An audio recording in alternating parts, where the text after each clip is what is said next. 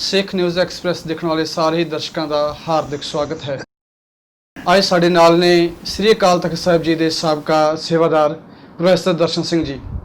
ਜਿਵੇਂ ਕਿ ਅਸੀਂ ਵੇਖਦੇ ਹਾਂ ਕਿ ਅਯੋਧਿਆ ਦੇ ਮਾਮਲੇ ਨੂੰ ਲੈ ਕੇ, ਰਾਮ ਮੰਦਰ ਨੂੰ ਲੈ ਕਰਕੇ ਜਦੋਂ ਵੀ ਕੋਈ ਬਿਆਨ ਆਉਂਦਾ ਹੈ, ਜਦੋਂ ਵੀ ਕੋਈ ਨਵੀਂ ਸਟੇਟਮੈਂਟ ਆਉਂਦੀ ਹੈ ਤਾਂ ਉਹਦੇ ਵਿੱਚ ਸਿੱਖਾਂ ਨੂੰ ਕਿਸੇ ਨਾ ਕਿਸੇ ਤਰੀਕੇ ਵਿੱਚ ਇਨਵੋਲਵ ਕੀਤਾ ਜਾਂਦਾ ਹੈ, ਜੋੜਿਆ ਜਾਂਦਾ ਹੈ।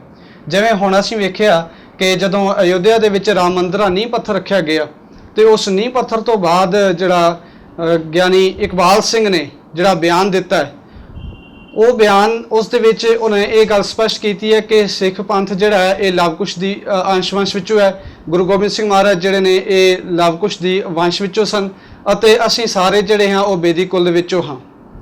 ਤੇ ਉਹਨੇ ਜਿਹੜਾ ਇਹ ਸਾਰਾ ਜਿਹੜਾ ਖੁਲਾਸਾ ਜਿਹੜਾ ਆਪਣੇ ਇੱਕ ਬਿਆਨ ਦੇ ਵਿੱਚ ਕੀਤਾ ਹੈ। ਤੇ ਇਸ ਵਕਤ ਕੌਮ ਦੇ ਵਿੱਚ ਇੱਕ ਬਹੁਤ ਵੱਡਾ ਬਵਾਲ ਜਿਹੜਾ ਖੜਾ ਹੋਇਆ ਪਿਆ ਹੈ ਕਿ ਸਿੱਖ ਕੌਮ ਜਿਹੜੀ ਹੈ ਉਹ ਕੀ ਹਿੰਦੂ ਧਰਮ ਦਾ ਹਿੱਸਾ ਹੈ, ਕਿ ਉਹ ਹਿੰਦੂਆਂ ਵਿੱਚੋਂ ਨਿਕਲੇ ਹਨ, ਜਾਂ ਕੀ ਸਿੱਖ ਕੌਮ ਦਾ ਆਪਣਾ ਕੋਈ ਨਿਆਰਾਪਨ ਨਹੀਂ ਹੈ, ਕਿ ਸਿੱਖ ਕੌਮ ਜਿਹੜੀ ਹੈ ਇੱਕ ਵੱਖਰੀ ਕੌਮ ਨਹੀਂ ਹੈ।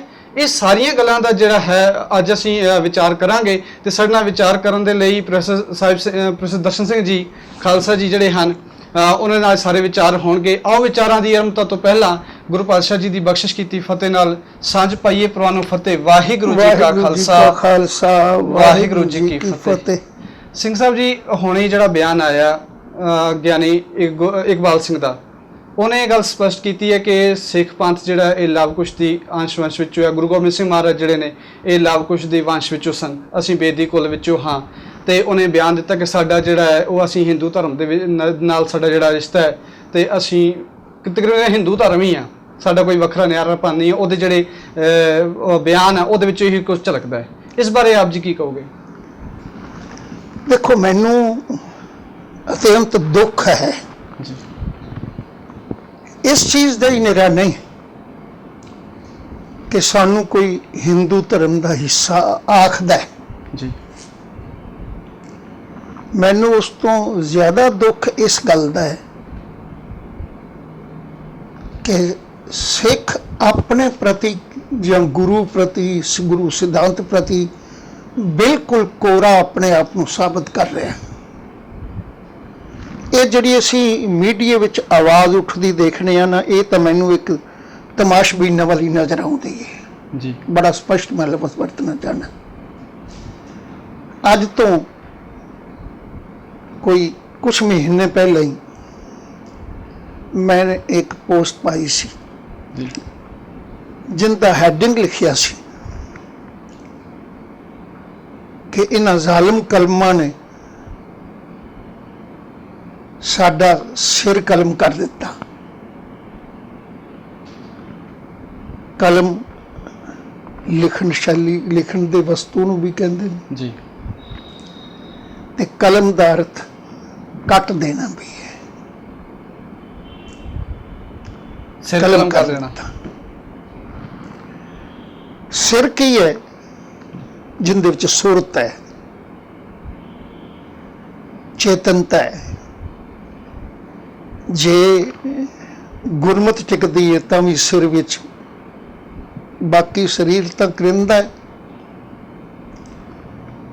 ਜੇ ਗਿਆਨ ਟਿਕਦਾ ਤਦ ਵੀ ਸਿਰ ਵਿੱਚ, ਤੇ ਜੇ ਭਾਂਡਾ ਹੀ ਤੋੜ ਦਿੱਤਾ ਜਾਏ ਤਾਂ ਉੱਥੇ ਕੁਝ ਨਹੀਂ ਰਹਿੰਦਾ। ਮੇਰਾ ਕਹਿਣ ਦਾ ਭਾਵ ਸੀ ਕਿ ਇਹਨਾਂ ਜ਼ਾਲਮ ਕਲਮਾਂ ਨੇ, ਜਿਨ੍ਹਾਂ ਨੇ ਸਿਰਫ ਇੱਕ ਗ੍ਰੰਥ ਨਹੀਂ ਬਲਕਿ ਗ੍ਰੰਥਾਂ ਦੇ ਢੇਰ ਲਾ ਦੇਣਾ ਮੈਂ ਤੁਹਾਡੇ ਸਾਹਮਣੇ।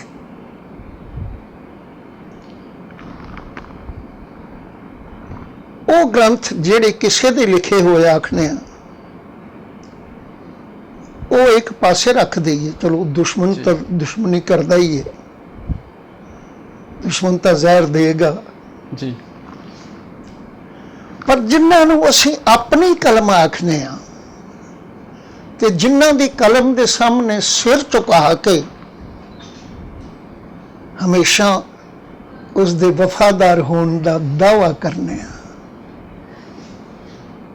ਉਹ ਹੈ ਸ਼੍ਰੋਮਣੀ ਗੁਰਦੁਆਰਾ ਪ੍ਰਬੰਧਕ ਕਮੇਟੀ ਦੀ ਕਲਮ ਨਾਲ ਲਿਖੀ ਹੋਈ ਸਿੱਖ ਰਹਿਤ ਮਰਿਆਦਾ। ਮੈਨੂੰ ਖਿਮਾ ਕਰਿਓ ਜੇ ਮੈਂ ਕਦੇ ਵੀ ਸੱਚ ਆਖਣ ਤੋਂ ਸੰਕੋਚ ਨਹੀਂ ਕੀਤਾ। ਉਸ ਕਲਮ ਨੇ ਵੀ ਸਾਡੇ ਨਾਲ ਸਾਡਾ ਲਿਹਾਜ਼ ਨਹੀਂ ਕੀਤਾ। ਜਿਨਨੇ ਜ਼ਹਿਰ ਬਣਾਈ ਸਾਡੇ ਲਈ ਉਹ ਤਾਂ ਦੁੱਖ ਹੀ ਹੈ, ਤੇ ਜਿਨਨੇ ਦੁੱਧ ਵਿੱਚ ਮਿਲਾ ਕੇ ਸਾਨੂੰ ਪਰੋਸ ਦਿੱਤੀ ਉਹ ਸਾਡਾ ਮਿੱਤਰ ਹੈ। ਜੋ ਕੁਝ ਅਸੀਂ ਅੱਜ ਮਹਿਸੂਸ ਕਰਨੇ ਆ ਕਿ ਗਿਆਨੀ ਇਕਬਾਲ ਸਿੰਘ ਨੇ ਆਖਿਆ, ਜਵਾਬ ਦਿਓ ਹੁੰਦਾ ਬਹੁਤ ਗਲਤ ਆਖਿਆ ਹੈ, ਮੈਂ ਮੰਨਦਾ। ਉਹ ਤਾਂ ਗੁਲਾਮ ਬਿਰਤੀ ਹੈ ਹੀ, ਪਰ ਮੈਂ ਕਹਿੰਦਾ ਜਿਹੜੇ ਆਪਣੇ ਆਪ ਨੂੰ ਚੇਤਨਾ ਵਾਲੇ ਸਮਝਦੇ ਨੇ ਉਹ ਉਹਦੀ ਗੱਲ ਦਾ ਜਵਾਬ ਦਿਓ। ਉਹ ਕਹਿੰਦਾ ਤੁਹਾਡੇ ਗ੍ਰੰਥਾਂ ਵਿੱਚ ਲਿਖਿਆ ਤੁਸੀਂ ਪਟਨਾ ਸਾਹਿਬ ਦਾ ਤਖਤ ਨੂੰ ਤਖਤ ਨਹੀਂ ਮੰਨਦੇ ਆਪਣਾ, ਕਿ ਹਜ਼ੂਰ ਸਾਹਿਬ ਦੇ ਸਥਾਨ ਨੂੰ ਤੁਸੀਂ ਆਪਣਾ ਸਥਾਨ ਨਹੀਂ ਮੰਨਦੇ? ਜਾਂ ਕਲੀਅਰ ਕਰੋ ਕਿ ਪਟਨਾ ਸਾਹਿਬ ਤੇ ਹਜ਼ੂਰ ਸਾਹਿਬ ਨਾਲ ਸਿੱਖ ਦਾ ਕੋਈ ਕੰਸਰਨ ਨਹੀਂ, ਤੇ ਜੇ ਸਿੱਖ ਦਾ ਕੋਈ ਸੰਬੰਧ ਹੈ, ਜੇ ਉਹ ਸਿੱਖੀ ਅਦਾਰੇ ਨੇ, ਤੇ ਕੀ ਉੱਥੇ ਉਸ ਲਵ ਕੁਸ਼ ਦੀ ਸੰਤਾਨ ਕਹਿਣ ਵਾਲੇ ਦਾ ਪ੍ਰਕਾਸ਼ ਸਤਕਾਰ ਤੇ ਉਹਨੂੰ ਚੌਰ ਨਹੀਂ ਕੀਤੇ ਜਾਂਦੇ? ਜੇ ਉਹ ਸਿੱਖੀ ਦਾ ਕੋਈ ਅਦਾਰਾ ਹੈ, ਹਜ਼ੂਰ ਸਾਹਿਬ ਜਿਹਨੂੰ ਅਸੀਂ ਤਖਤ ਹਜ਼ੂਰ ਸਾਹਿਬ ਕਹਿੰਦੇ ਹਾਂ, ਕਿ ਉਸ ਸਥਾਨ ਤੇ ਮੱਥੇ ਨਹੀਂ ਟੇਕੇ ਜਾਂਦੇ? ਆ ਸਾਹਮਣੇ ਤੇਜਪਾਲ ਸਿੰਘ ਬੈਠਾ ਹੈ, ਦਾਸ 2007 ਵਿੱਚ ਜਦੋਂ ਸਰਨਾ ਸਾਹਿਬ ਦੇ ਨਾਲ ਗਿਆ, ਸਵੇਰੇ ਉੱਠ ਕੇ ਦੀਵਾਨ ਵਿੱਚ ਜਾਣਾ ਸੀ। ਮੈਂ ਇਹਨੂੰ ਆਖਿਆ ਬੇਟਾ ਪਹਿਲਾਂ ਜਾ ਕੇ ਦੇਖ ਕੇ ਆ, ਸੁਣਿਆ ਜਾਂ ਪਤਾ ਹੈ ਵੀ ਇੱਥੇ ਅਖੌਤੀ ਦਸਮ ਗ੍ਰੰਥ 72 ਨਾਟਕ ਦਾ ਪ੍ਰਕਾਸ਼ ਵੀ ਹੁੰਦਾ ਹੈ, ਜਿੰਦੇ ਵਿੱਚ ਅਸੀਂ ਲਾਭ ਕੁਸ਼ ਦੀ ਸੰਤਾਨ ਹਾਂ। ਜਵਾਬ ਦਿਓ। ਜੇ ਤੁਹਾਡੇ ਕੋਲ ਕੋਈ ਜਵਾਬ ਹੈ, ਨਿਰਾ ਬੋਲਣ ਨਾਲ ਜਾਂ ਕਿਸੇ ਨੂੰ ਤਾਨੇ ਮਿਹਣੇ ਕਰਨ ਦਾ। ਸਤਿਗੁਰੂ ਨੇ ਬਾਣੀ ਵਿੱਚ ਇੱਕ ਗੱਲ ਆਖੀ ਹੈ, ਕਹਿਣ ਲੱਗੇ ਵਰਮੀ ਮਾਰੀ ਸਾਪ ਨਾ ਮਰੇ। ਜੇ ਖੁੱਡ ਪਿੱਟੀਏ ਤਾਂ ਸੱਪ ਨਹੀਂ ਮਰਦਾ। ਕਿ ਅੱਜ ਜੇ ਅਸੀਂ ਆਪਣੀ ਜ਼ਬਾਨ ਤੋਂ ਮੋਦੀ ਨੂੰ ਜਾਂ ਇਕਬਾਲ ਸਿੰਘ ਨੂੰ ਆਖੀਏ ਉਹ ਸਾਡੇ ਤੇ ਉਹਨੇ ਜ਼ਿਆਦਤੀ ਕੀਤੀ ਹੈ, ਜ਼ੁਲਮ ਕੀਤਾ ਹੈ, ਇਹੋ ਜਿਹੇ ਲਫ਼ਜ਼ ਵਰਤ ਕੇ ਕਿ ਨਿਆਰੀ ਸਿੱਖੀ ਨੂੰ ਹਿੰਦੂਇਜ਼ਮ ਦਾ ਹਿੱਸਾ ਬਣਾਉਣ ਦੀ ਕੋਸ਼ਿਸ਼ ਕੀਤੀ ਹੈ, ਤਾਂ ਮੈਂ ਇਹ ਗੱਲ ਪੁੱਛਣਾ ਵੀ ਉਹਦਾ ਜਵਾਬ ਤਾਂ ਦਿਓ। ਉਹ ਤਾਂ ਕਹਿੰਦਾ ਰਾਮਾ ਅਵਤਾਰ ਤੁਹਾਡੇ ਗ੍ਰੰਥ ਵਿੱਚ ਹੈ, ਆਪਣੀ ਜ਼ਬਾਨ ਤੋਂ ਇਕਬਾਲ ਸਿੰਘ ਕਹਿੰਦਾ ਹੈ ਕਿ ਲਵ ਕੁਸ਼ ਦੀ ਸੰਤਾਨ ਤੁਹਾਡੇ ਗ੍ਰੰਥ ਵਿੱਚ ਹੈ, ਤੇ ਤੁਹਾਡੇ ਗ੍ਰੰਥ ਵਿੱਚ ਵੀ ਕੀ ਉਸ ਗ੍ਰੰਥ ਵਿੱਚ ਹੈ ਜਿਹੜੇ ਤੁਹਾਡਾ ਤਖਤ ਤੇ ਸ੍ਰੀ ਗੁਰੂ ਗ੍ਰੰਥ ਸਾਹਿਬ ਦੇ ਬਰਾਬਰ ਪ੍ਰਕਾਸ਼ ਕੀਤਾ ਗਿਆ ਹੈ, ਜਿੱਦੇ ਤੇ ਚੌਰ ਝੁਲਦੇ ਨੇ, ਜਿੰਦੇ ਤੇ ਰੁਮਾਲੇ ਪੇਸ਼ ਹੁੰਦੇ ਨੇ, ਜਿੰਦੇ ਅੱਗੇ ਅਰਦਾਸਾਂ ਹੁੰਦੀਆਂ ਨੇ, ਜਿੰਦੇ ਹੁਕਮਨਾਮੇ ਲੈ ਜਾਂਦੇ ਨੇ। ਅੱਜ ਤੁਸੀਂ ਹਜ਼ੂਰ ਸਾਹਿਬ ਦਾ ਇੱਕ ਮੈਗਜ਼ੀਨ ਨਿਕਲਦਾ ਹੈ ਸੱਚਖੰਡ, ਉਹਨੂੰ ਲੈ ਆਓ, ਉਹਦੇ ਵਿੱਚ ਲਿਖੇ ਹੋਏ ਨੇ ਵੀ ਅਖੰਡ ਪਾਠ ਸਹਿਜ ਪਾਠ ਦੀ ਭੇਟਾ ਕੀ ਹੈ।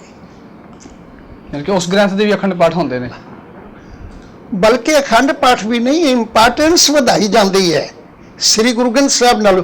ਮੈਂ ਹੈਰਾਨ ਹਾਂ ਤੁਸੀਂ ਇੱਥੇ ਬੈਠ ਕੇ ਸ੍ਰੀ ਗੁਰੂ ਗ੍ਰੰਥ ਸਾਹਿਬ ਦੀ ਬੇਅਦਬੀ ਦੀਆਂ ਗੱਲਾਂ ਕਰਕੇ ਆਪਣੀਆਂ ਲੀਡਰੀਆਂ ਚਮਕਾਉਂਦੇ ਹੋ। ਮੈਂ ਤਾਂ ਸੱਚ ਆਖਾਂ ਸਭ ਕੁਝ ਲੀਡਰੀ ਹੋ ਰਿਹਾ ਹੈ, ਸਾਡੀਆਂ ਪੋਸਟਾਂ ਤੇ ਸਾਡੇ ਬਿਆਨਬਾਜ਼ੀ ਸਭ ਕੁਝ ਆਪਣੇ ਆਪ ਦੇ ਪ੍ਰਗਟਾਵੇ ਦਾ ਇੱਕ ਦ੍ਰਿਸ਼ਟਾ। ਮੈਨੂੰ ਮੰਨਣ ਦਾ ਰੋਸ ਹੈ, ਇਸ ਲਈ ਮੈਂ ਜੇ ਕੋਈ ਕਿਸੇ ਅੰਦਰਲੇ ਰੋਸ ਨਾਲ ਤਲਖੀ ਵਿੱਚ ਗੱਲ ਕਰ ਜਾਵਾਂ ਖਿਮਾ ਕਰ ਦੇਣਾ, ਪਰ ਮੈਂ ਰਹਿ ਨਹੀਂ ਸਕਦਾ। ਜੋ ਕੁਝ ਮੈਂ ਅੱਖੀਂ ਦੇਖਣਾ ਸ੍ਰੀ ਗੁਰੂ ਗ੍ਰੰਥ ਸਾਹਿਬ ਦੀ ਬੇਅਦਬੀ ਦੀਆਂ ਗੱਲਾਂ ਕਰਨ ਵਾਲਿਓ, ਸ੍ਰੀ ਗੁਰੂ ਗ੍ਰੰਥ ਸਾਹਿਬ ਦੀ ਬੇਅਦਬੀ ਉੱਥੇ ਨਹੀਂ ਹੁੰਦੀ ਜਿੱਥੇ ਲਿਖਿਆ ਹੁੰਦਾ ਹੈ ਸ੍ਰੀ ਗੁਰੂ ਗ੍ਰੰਥ ਸਾਹਿਬ ਦੀ ਦੇ ਅਖੰਡ ਪਾਠ ਦੀ ਭੇਟਾ ਥੋੜੀ ਹੈ ਤੇ ਬਚਿੱਤਰ ਨਾਟਕ ਦੀ ਵੱਧ ਹੈ। ਬਚਿੱਤਰ ਨਾਟਕ ਦੀ ਅਖੰਡ ਪਾਠ ਦੀ ਭੇਟਾ ਇੰਨੀ ਜ਼ਿਆਦਾ ਹੈ। ਮੈਂ ਗੱਲ ਕਰ ਰਿਹਾ ਸਾਂ ਜਿਸ ਵੇਲੇ ਉੱਥੇ ਸਵੇਰੇ ਉੱਠ ਕੇ ਮੱਥਾ ਟੇਕਣ ਜਾਣਾ ਸੀ, ਮੈਂ ਤੇਜਪਾਲ ਸਿੰਘ ਨੂੰ ਭੇਜਿਆ, ਮੈਂ ਕਿਹਾ ਵੇਖ ਕੇ ਆ ਕਿੱਥੇ ਦਸਮ ਗ੍ਰੰਥ ਦਾ ਪ੍ਰਕਾਸ਼ ਹੈ, ਤਾਂ ਕਿ ਕਿਤੇ ਅਸੀਂ ਭੁਲੇਖੇ ਨਾਲ ਉੱਥੇ ਨਾ ਮੱਥਾ ਟੇਕ ਲਈਏ। ਇਹ ਗਿਆ ਚਾਰ ਫੇਰੇ ਵੇਖ ਕੇ ਆ ਕੇ ਕਹਿਣ ਲੱਗਾ ਪਤਾ ਹੀ ਕੁਝ ਨਹੀਂ ਲੱਗਦਾ, ਇੱਕੋ ਜਿਹੀਆਂ ਪਾਲਕੀਆਂ ਨੇ, ਇੱਕੋ ਜਿਹੀ ਪੁੱਛਿਆ ਵੀ ਇਹ ਕੋਈ ਪਤਾ ਨਹੀਂ ਲੱਗਦਾ। ਮੈਂ ਕਿਹਾ ਕੋਈ ਅਰਜ਼ ਨਹੀਂ, ਦਰਬਾਰ ਸਾਹਿਬ ਮੱਥਾ ਟੇਕਣ ਤਾਂ ਗਏ ਆ, ਕਿਸੇ ਪਾਸੇ ਵੀ ਮੱਥਾ ਨਹੀਂ ਟੇਕਿਆ, ਭੁਲੇਖਾ ਨਾ ਪੈ ਜਾਏ। ਇਹ ਉੱਪਰੋਂ ਪਰਿਕਰਮਾ ਕਰਦੇ ਤੁਰੇ ਆਏ, ਜੰਗਲੇ ਦੇ ਨਾਲ ਬਾਰ-ਬਾਰ ਸ੍ਰੀ ਗੁਰੂ ਗ੍ਰੰਥ ਸਾਹਿਬ ਪਾਤਸ਼ਾਹ ਜੀ ਦਾ ਪ੍ਰਕਾਸ਼ ਕਰਕੇ ਉੱਥੇ ਅਖੰਡ ਪਾਠ ਰੱਖਿਆ ਹੋਇਆ ਸੀ। ਅਖੰਡ ਪਾਠ ਰੱਖਿਆ ਹੋਣ ਕਰਕੇ ਇਸ ਲਈ ਦਰਸ਼ਨ ਹੁੰਦੇ ਸਨ, ਪਤਾ ਲੱਗਦਾ ਸੀ ਵੀ ਸ੍ਰੀ ਗੁਰੂ ਗ੍ਰੰਥ ਸਾਹਿਬ ਹੈ। ਉੱਥੇ ਨਮਸਕਾਰ ਕਰ ਲਈ, ਸਾਹਮਣੇ ਨਮਸਕਾਰ ਨਹੀਂ ਕੀਤੀ। ਉਹ ਭਲੇ ਉਹ, ਮੈਂ ਤਾਂ ਹੈਰਾਨ ਹਾਂ, ਜੇ ਇੱਕ ਪਾਸੇ ਤੁਸੀਂ ਆਖਦੇ ਹੋ ਅਸੀਂ ਲਵ ਕੁਸ਼ ਦੀ ਸੰਤਾਨ ਨਹੀਂ, ਇੱਕ ਪਾਸੇ ਅੱਜ ਤਲਖੀ ਮੈਂ ਤਾਂ ਸਮਝਦਾ ਦਿਖਾਵਾ ਹੈ। ਜਿਹੜਾ ਵੀ ਅੱਜ ਕਹਿੰਦਾ ਹੈ ਨਾ ਕਿ ਸਾਡੇ ਨਾਲ ਵਧੀਕੀ ਕੀਤੀ ਹੈ ਗਿਆਨੀ ਇਕਬਾਲ ਸਿੰਘ ਨੇ, ਜਿਹੜਾ ਕਹਿੰਦਾ ਹੈ ਸਾਡੇ ਨਾਲ ਵਧੀਕੀ ਕੀਤੀ ਹੈ ਮੋਦੀ ਨੇ, ਮੈਂ ਉਹਦੇ ਕੋਲ ਪੁੱਛਣਾ ਚਾਹੁੰਦਾ ਕਿ ਤੂੰ ਆਪਣਾ ਹਜ਼ੂਰ ਸਾਹਿਬ ਨੂੰ ਨਹੀਂ ਮੰਨਦਾ, ਜਾਂ ਤਾਂ ਆਓ ਨਾ, ਤਗੜੇ ਹੋਵੋ। ਜੇ ਤੁਹਾਡੇ ਮਨ ਅੰਦਰ ਇੰਨਾ ਰੋਸ ਹੈ ਤੇ ਗੁਰਦੁਆਰਾ ਲਹਿਰ ਚੱਲੀ ਸੀ ਨਾ, ਗੁਰਦੁਆਰਾ ਸੁਧਾਰ ਲਹਿਰ, ਮਹੰਤਾਂ ਦੇ ਕਬਜ਼ੇ ਛੁਡਾਏ ਸਨ ਨਾ, ਕਿਉਂ ਛੁਡਾਏ ਸਨ? ਕਿਉਂਕਿ ਮਹੰਤ ਮਨਮਤ ਚਲਾਉਂਦੇ ਸਨ, ਗੁਰੂ ਸਿਧਾਂਤ ਨੂੰ ਠੇਸ ਪਹੁੰਚਦੀ ਸੀ, ਤੇ ਉਸ ਕਬਜ਼ਿਆਂ ਨੂੰ ਛੁਡਾਉਣ ਵਾਸਤੇ ਸ਼ਹੀਦੀਆਂ ਹੋਈਆਂ, ਪਰ ਗੁਰਦੁਆਰਿਆਂ ਦੇ ਕਬਜ਼ੇ ਛੁਡਾਏ। ਆਓ, ਜੇ ਤੁਹਾਡੇ ਕੋਲ ਇੰਨਾ ਕੋਈ ਤਲਖੀ, ਜੇ ਤੁਸੀਂ ਲਵ ਕੁਸ਼ ਦੀ ਸੰਤਾਨ ਆਪਣੇ ਆਪ ਨੂੰ ਨਹੀਂ ਮੰਨਦੇ, ਜੇ ਰਾਮਾ ਅਵਤਾਰ ਨਾਲ ਤੁਸੀਂ ਆਪਣਾ ਸੰਬੰਧ ਨਹੀਂ ਰੱਖਦੇ, ਤਾਂ ਆਓ ਮੈਂ ਤੁਹਾਡੇ ਨਾਲ ਹਾਜ਼ਰ ਹਾਂ, ਚੱਲ ਕੇ ਉੱਥੋਂ ਬਚਿੱਤਰ ਨਾਟਕ ਦੋਨਾਂ ਤਖਤਾਂ ਤੋਂ ਹਟਾਓ।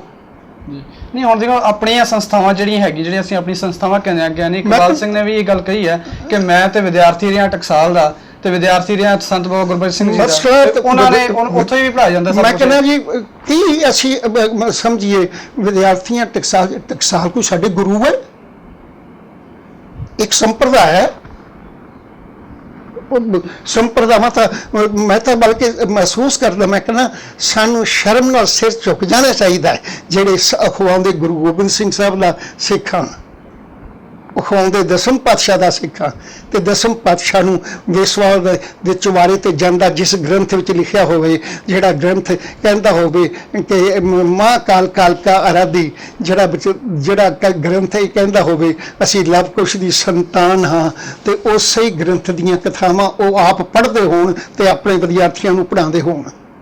ਇਹ ਸ਼ਰਮ ਵਾਲੀ ਗੱਲ ਨਹੀਂ, ਬਲਕਿ ਮੈਨੂੰ ਤੇ ਇਹ ਦੁੱਖ ਹੁੰਦਾ ਹੈ। ਮੈਂ ਅੱਜ ਸਵੇਰੇ ਵੀ ਕਹਿ ਰਿਹਾ ਸਾਂ ਕਿ ਅੱਜ ਜਿਹੜੇ ਪ੍ਰਚਾਰਕ ਵਰਗ ਹੈ, ਜਿਹੜੇ ਸਾਡਾ ਸਾਥ ਦੇਣ ਵਾਲੇ ਵੀ ਮਹਿਸੂਸ ਕਰਾਉਂਦੇ ਸਨ, ਉਹ ਵੀ ਅੱਜ ਕੋਈ ਨਹੀਂ ਕਲੀਅਰ ਹੋ ਕੇ ਬੋਲ ਰਿਹਾ ਵੀ ਜਵਾਬ ਦਿਓ।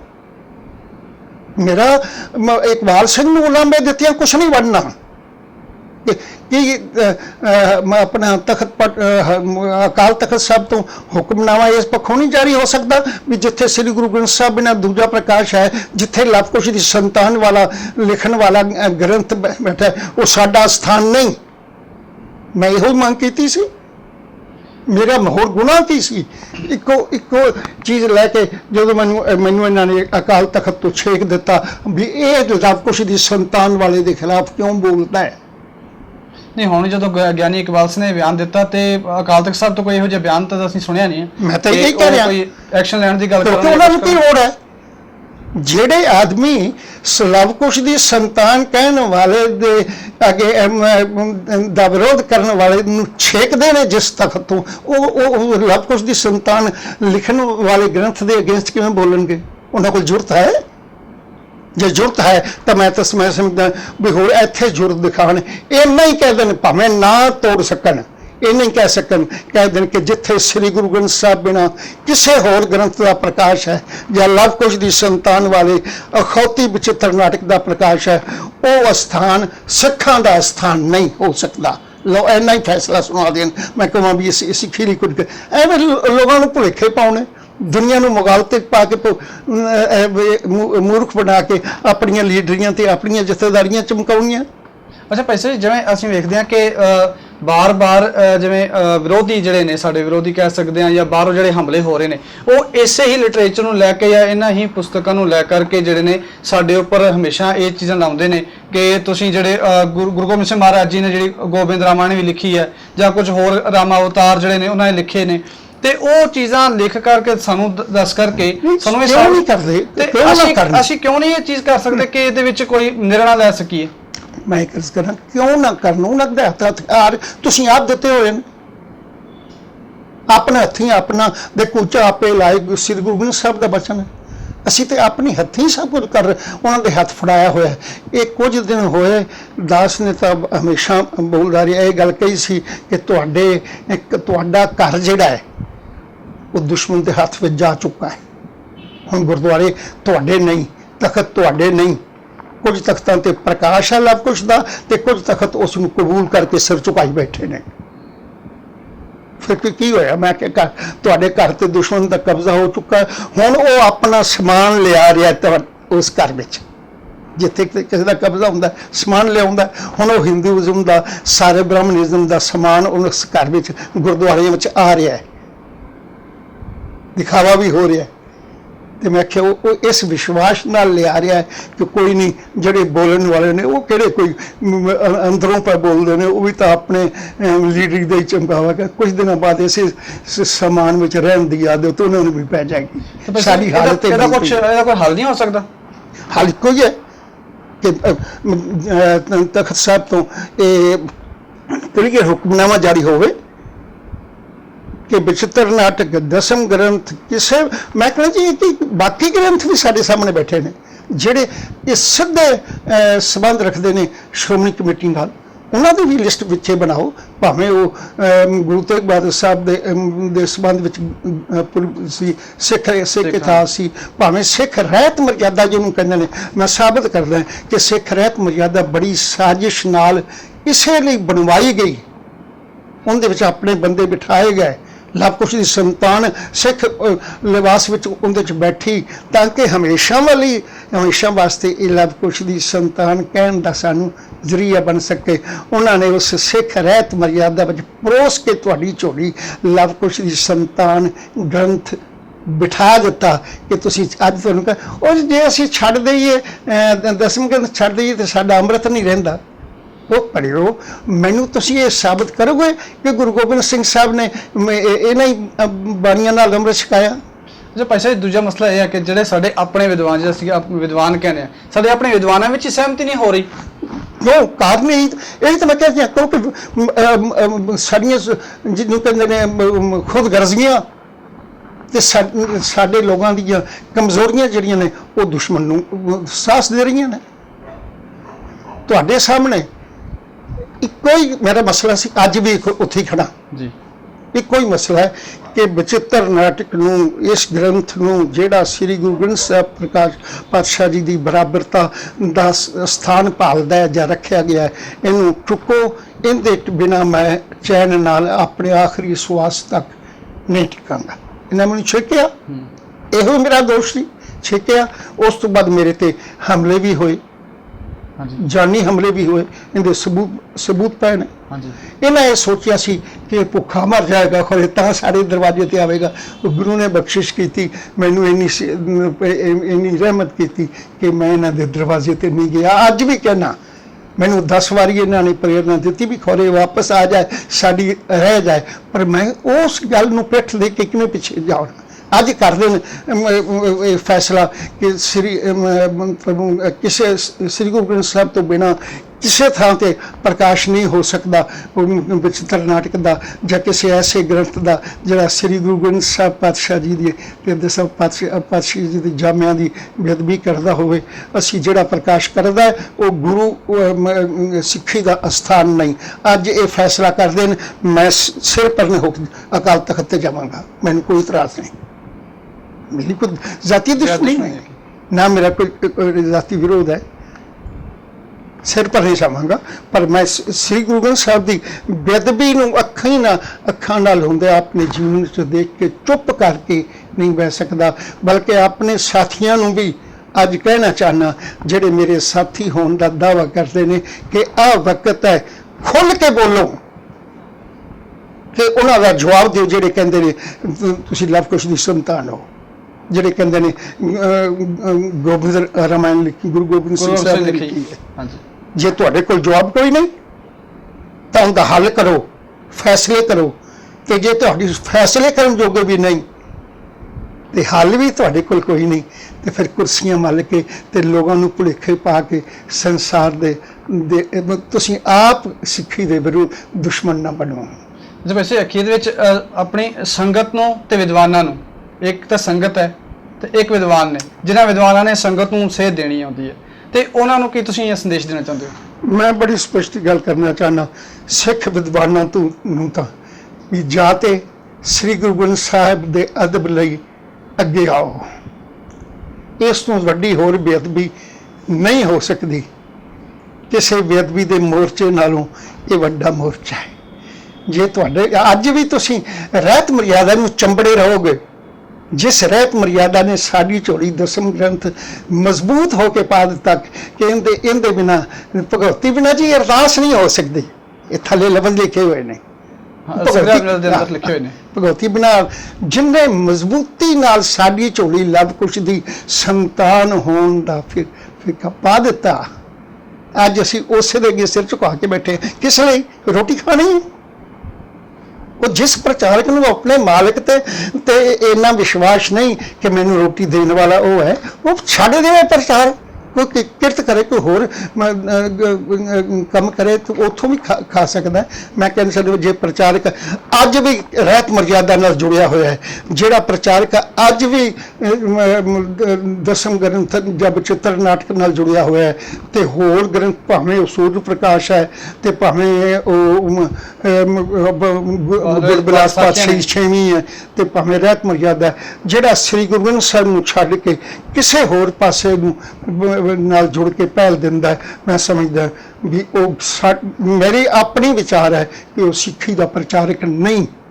ਤੇ ਸੰਗਤਾਂ ਪ੍ਰਤੀ ਮੈਂ ਸਿਰਫ ਇੰਨੀ ਬੇਨਤੀ ਕਰਨਾ ਚਾਹੁੰਦਾ ਵੀ ਜੇ ਤੁਸੀਂ ਸਮਝਦੇ ਹੋ ਕਿ ਗਲਤ ਹੋਇਆ ਤਾਂ ਇਹ ਹੋਇਆ ਤੁਹਾਡੀ ਆਪਣੀ ਅਣਗਹਿਲੀ ਤੇ ਕਮਜ਼ੋਰੀ ਤੋਂ ਹੈ।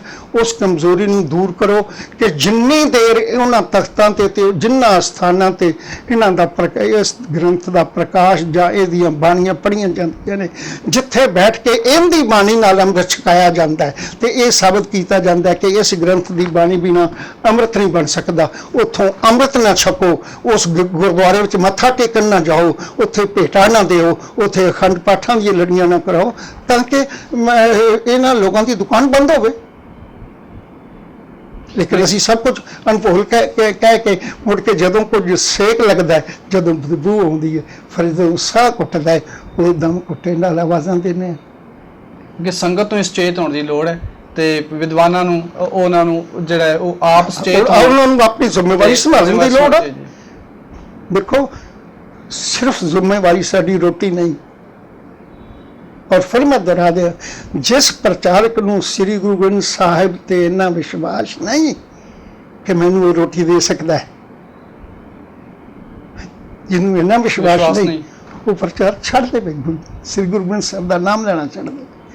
ਤੇ ਜਿਸ ਸਿੱਖ ਨੂੰ ਇੰਨਾ ਤਹਈਆ ਨਹੀਂ ਕਿ ਉਹ ਸ੍ਰੀ ਗੁਰੂ ਗ੍ਰੰਥ ਸਾਹਿਬ ਦੀ ਬੇਅਦਬੀ ਦੇ ਅਸਥਾਨ ਤੇ ਜਾ ਕੇ ਵੀ ਮੱਥੇ ਟੇਕਦਾ ਹੈ, ਤੇ ਸ੍ਰੀ ਗੁਰੂ ਗ੍ਰੰਥ ਸਾਹਿਬ ਦੀ ਤੋਂ ਬਾਹਰ ਜਿਹੜੀ ਗੁਰੂ ਗੋਬਿੰਦ ਸਿੰਘ ਸਾਹਿਬ ਨੇ ਮਨਜ਼ੂਰ ਨਹੀਂ ਕੀਤੀ, ਸਤਿਗੁਰੂ ਸ੍ਰੀ ਗੁਰੂ ਗ੍ਰੰਥ ਸਾਹਿਬ ਵਿੱਚ ਰੱਖਣ ਵਾਲੀ ਰਚਨਾ, ਜਿੰਦਾ ਤੁਹਾਨੂੰ ਸਿੱਖ ਥਾਪਿਆ, ਉਸ ਸਤਿਗੁਰੂ ਦੀ ਬੇਅਦਬੀ ਨਾ ਕਰੋ। ਤੇ ਐਵੇਂ ਹੋਰ ਥਾਂ ਤੇ ਸਾਨੂੰ ਅੰਮ੍ਰਿਤ ਗੁਰਬਾਣੀ ਵਿੱਚੋਂ ਹੈ, ਜੇ ਸਾਡੀ ਸ੍ਰੀ ਗੁਰੂ ਗ੍ਰੰਥ ਸਾਹਿਬ ਦੀ ਬਾਣੀ ਸਾਡੇ ਲਈ ਅੰਮ੍ਰਿਤ ਨਹੀਂ ਤਿਆਰ ਕਰ ਸਕਦੀ, ਤੇ ਜੇ ਸ੍ਰੀ ਗੁਰੂ ਗ੍ਰੰਥ ਸਾਹਿਬ ਦੀ ਬਾਣੀ ਸਾਡਾ ਨਿਤਨੇਮ ਨਹੀਂ ਬਣ ਸਕਦੀ, ਤੇ ਸਿੰਘੋ ਫਿਰ ਕੋਈ ਚੀਜ਼ ਵੀ ਤੁਹਾਡੀ ਨਹੀਂ। ਸੋ ਇਹ ਸਨ ਸ੍ਰੀ ਅਕਾਲ ਤਖਤ ਸਾਹਿਬ ਜੀ ਦੇ ਸਾਬਕਾ ਸੇਵਾਦਾਰ ਜੀ ਪ੍ਰੋਫੈਸਰ ਦਰਸ਼ਨ ਸਿੰਘ ਜੀ, ਜਿਨ੍ਹਾਂ ਨੇ ਜੋ ਕੁਛ ਬਵਾਲ ਸਾਡੀ ਪੰਥ ਦੇ ਵਿੱਚ ਕੌਮ ਦੇ ਵਿੱਚ ਹੁਣ ਪਿਆ ਹੈ, ਜਿਵੇਂ ਕਿ ਸਿੱਖ ਹਿੰਦੂਆਂ ਦਾ ਹੀ ਹਿੱਸਾ ਹਨ ਜਾਂ ਇੱਦਾਂ ਦੀਆਂ ਗੱਲਾਂ ਜਿਹੜੀਆਂ ਸਾਡੇ ਆਪਣੇ ਲਿਟਰੇਚਰ ਦੇ ਵਿੱਚ ਜਿਹੜੀਆਂ ਪਈਆਂ ਹੋਈਆਂ ਨੇ, ਕਹੀਆਂ ਹੋਈਆਂ ਨੇ, ਤੇ ਉਹਨਾਂ ਦੇ ਉੱਪਰ ਆਪਣੇ ਵਿਚਾਰ ਦੇ ਰਹੇ ਸਨ। ਭਾਈ ਸਾਹਿਬ ਜੀ, ਆਪ ਜੀ ਬਹੁਤ ਬਹੁਤ ਧੰਨਵਾਦ। ਪੁਰਾਣ ਨੂੰ ਫਤਿਹ। ਵਾਹਿਗੁਰੂ ਜੀ ਕਾ ਖਾਲਸਾ, ਵਾਹਿਗੁਰੂ ਜੀ ਕੀ ਫਤਿਹ।